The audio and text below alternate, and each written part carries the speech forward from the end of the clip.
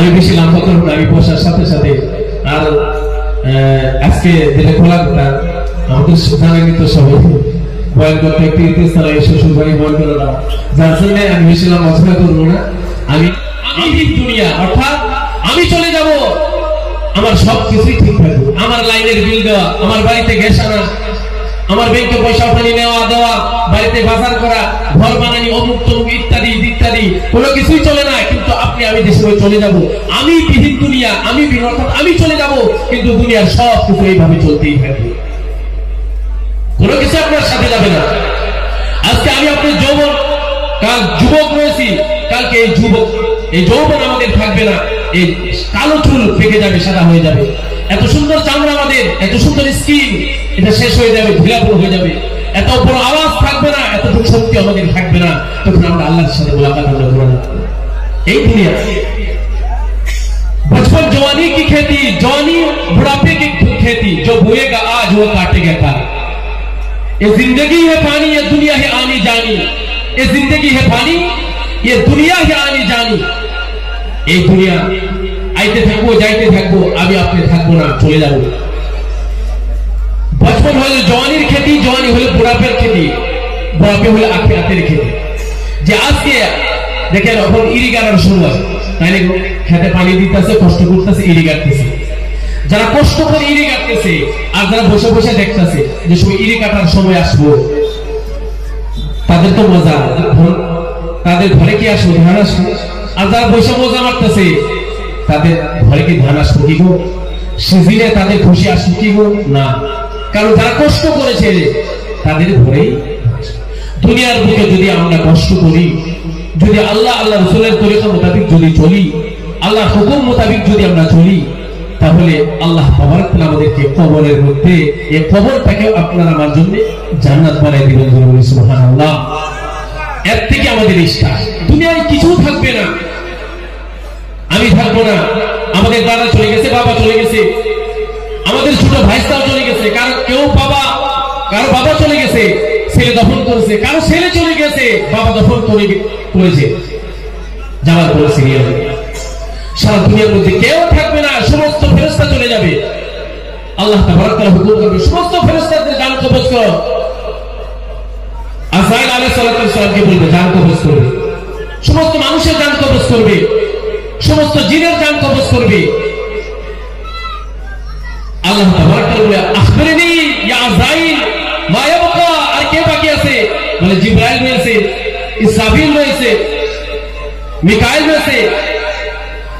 ইযহাব জিবরাইল, যাও জিবরাইলের নিকটে যাও, জিবরাইলের জান কবজ করো, ইসরাফিলের জান কবজ করো, সবার জান কবজ করো। অবশেষে আজরাইল আলাইহিস সালামের জান কবজ হয়ে যাবে, পৃথিবীর কেউ থাকবে না, একদিন সব চলে যাবে, সব চলে যাবে। কিন্তু এটা সহজ দেখা, এই যে আজকে আমরা কবরস্থানের যেটা আমরা সভা আয়োজন করেছি, এই কবরস্থানের মধ্যে আমরা সকলেই কিন্তু একদিন যেতে হবে। কবরস্থানের মধ্যে না এরকম কেউ আছেন যে যাবেন না? আছেন কি গো? কেউ আছেন কি যে যাবেন না? কেউ আছেন কি কেউ মরবেন না? না, যার জায়গায় মৌত আছে, মৃত্যুবরণ করতেই হবে, সেই জায়গায় গিয়ে হলেও মৃত্যু আপনাকে পিছাতে হবে।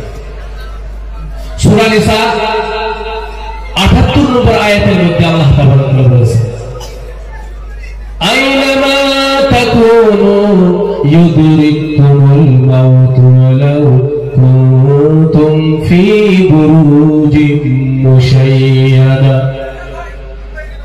আল্লাহর গোলাম, পৃথিবীর বুকে তোমরা যে জায়গায় থাকো না কেন, যে জায়গায় তোমরা পালাও না কেন, মৃত্যু তো তোমাদেরকে যে সাক্ষাৎ করবে।